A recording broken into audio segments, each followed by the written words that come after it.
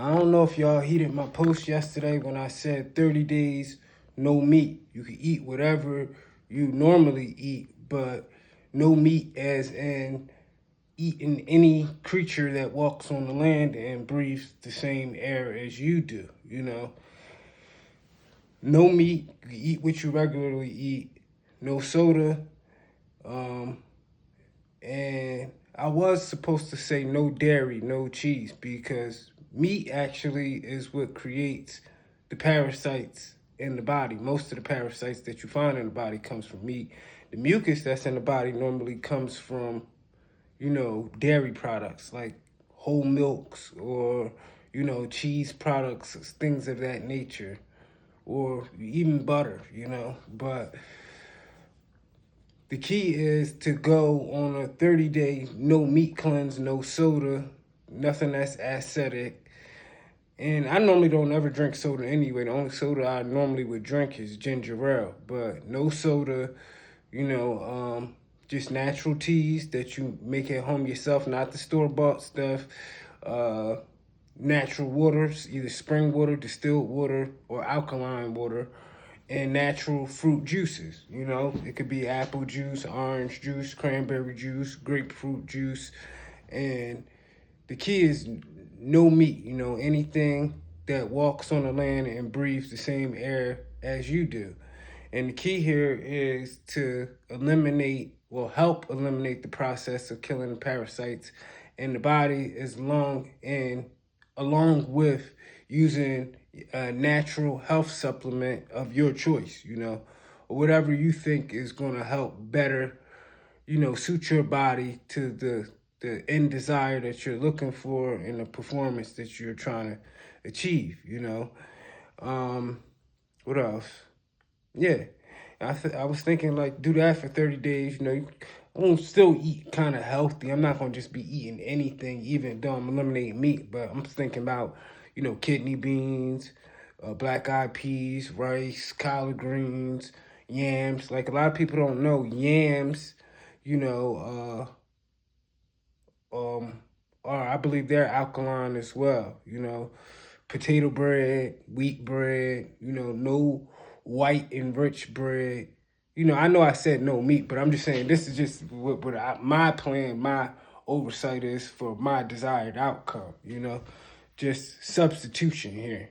So somebody asked me, could they still eat seafood? Well, seafood would be the better substitute for meat, but I was planning on after my 30 days, that's if I was going to implement any kind of meat after that, it would be, seafood like fish, shrimp, uh, things of that nature. I'm not a big fan of crabs or shellfish because just like Leviticus 11, it says don't eat the swine.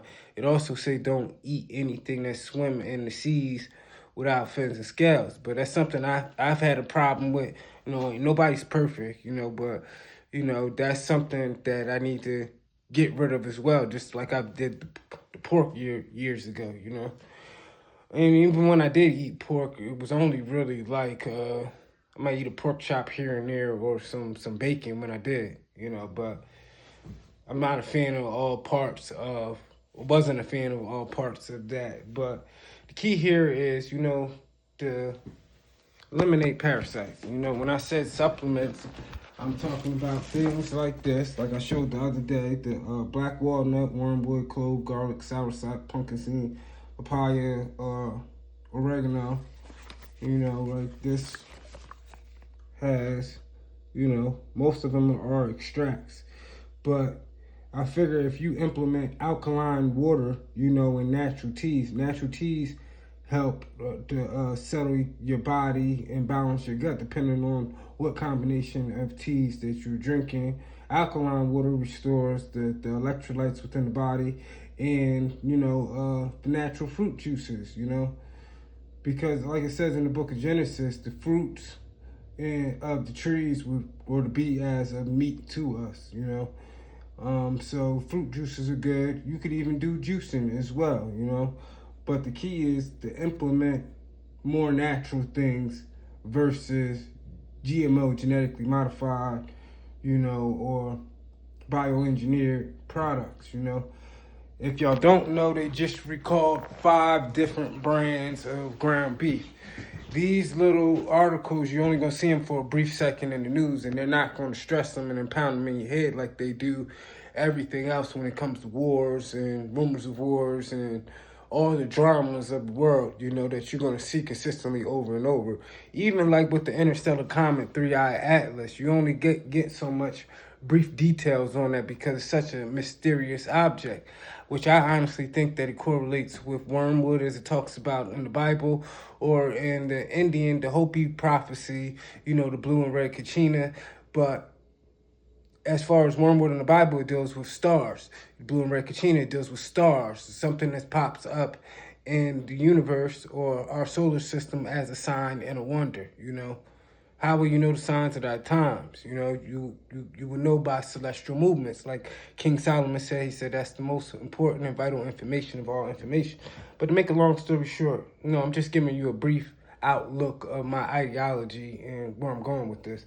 But you know, first the key thing to every thought leads to action, and thought, your intention is driven by action. So taking the initiative and putting that intention into play.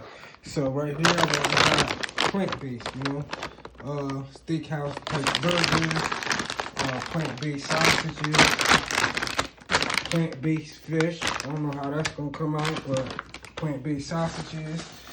You know, and I switched it up, got a variety of stuff. Hot and spicy sausage patties for just like breakfast stuff. You know, spicy black bean burgers. They even got ultimate chicken tenders. And from what I've heard from other people's reviews on these products, they said it tastes exactly like the real thing. So you still want to hit it with the same natural seasonings and spices that you would normally do with the real meat. You know, this is just plant-based, you know. And it's not that the meat that you're craving or, you know, you're going to be withdrawing from. It's more so the seasonings of which your body really actually desires. Right here, like I said, I do not drink regular milk anyway, so we got some almond milk.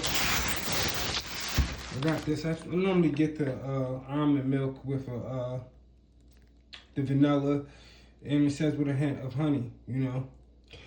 Well, if you make it homemade yourself, you want to ground these almonds down to a fine natural powder.